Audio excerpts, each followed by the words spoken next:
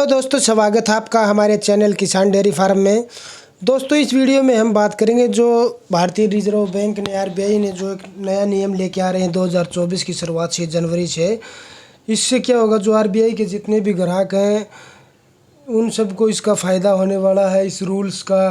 क्योंकि जब ईएमआई हमारी लेट होती है, पेमेंट ड्यू होती है, तो उस पर क्या होता है, हमारे ब्याज जो पेनल्टी होती है उस पर ब्याज लगता है अलग से, और बहुत हैवी ब्याज लगता है, मतलब बहुत ज़्यादा ब्याज लगता है।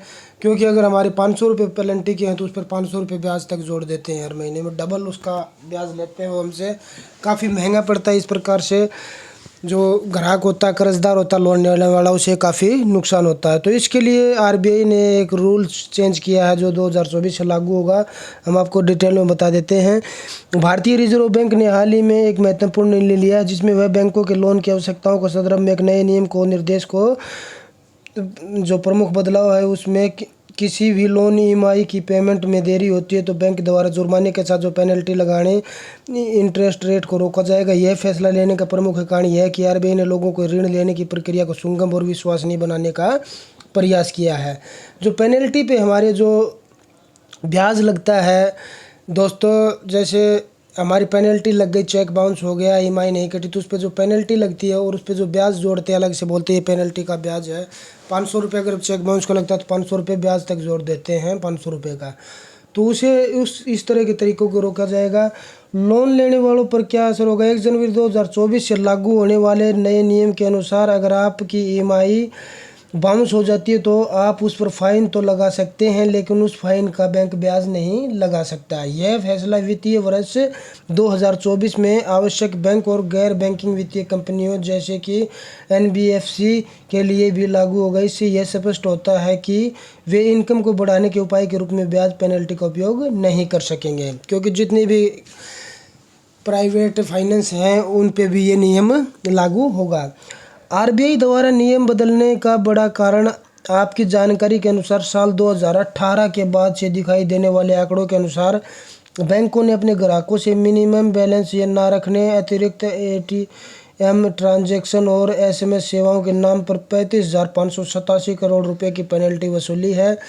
यह शिकायतें लोन ग्राहकों द्वारा लंबे समय से की जा रही थी, जिनमें वे यकीन दिलाने की कोशिश कर रहे थे कि बैंक उन्हें पेनल्टी के रूप में अनावश्यक पैसे वसूल रहा है।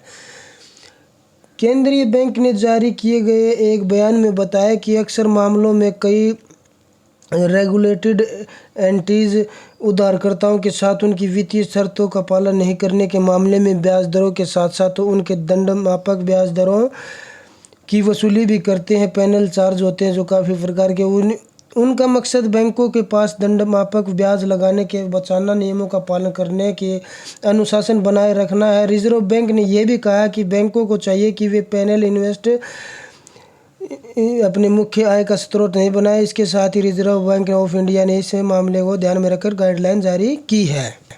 दोस्तों यह नियम है जो जनवरी 2024 में लागू हो जाएगा। तो इसमें क्या होता है दोस्तों, अगर किसी प्रकार का हमने लोन ले रखा और उसकी ईएमआई हम पे नहीं कर पाते, टाइम पे हमारे अकाउंट से नहीं कट पाती है, तो उस पर क्या होता है, जो पेनल्टी लगती है उस पर ब्याज लगता है, कई गुना ब्याज लेता है बैंक हमसे। अगर 500-600 रुपये पेनल्टी लगती है तो ब्याज भी इतना ही बढ़ा देते हैं इस पर। अगर 3-4 महीने अगर किसी की ईएमआई लेट हो जाती है तो फिर वो मतलब लेवल में लाना मुश्किल हो जाता है एक आम आदमी के लिए। तो उसको राहत दिलाने के लिए आरबीआई ने ये बड़ा फैसला किया। लंबे टाइम से काफ़ी ग्राहकों की, जो लोन लेने वाले हैं, लोन धारकों की शिकायतें जा रही थी कि इस प्रकार से उन्हें काफ़ी नुकसान हो रहा है, एक्स्ट्रा चार्ज वसूला जा रहा है बैंकों के द्वारा और जो प्राइवेट संस्थाएं हैं, फाइनेंस कंपनियां, उनके द्वारा। तो इस प्रकार आरबीआई ने ये नियम लागू किया है कि पेनल्टी पे कोई ब्याज नहीं लगेगा आगे से, चाहे वो किसी भी प्रकार का लोन हो। तो दोस्तों इस प्रकार के लोन संबंधित वीडियो देखने के लिए चैनल के साथ जुड़े रहें, चैनल को सब्सक्राइब करें। धन्यवाद।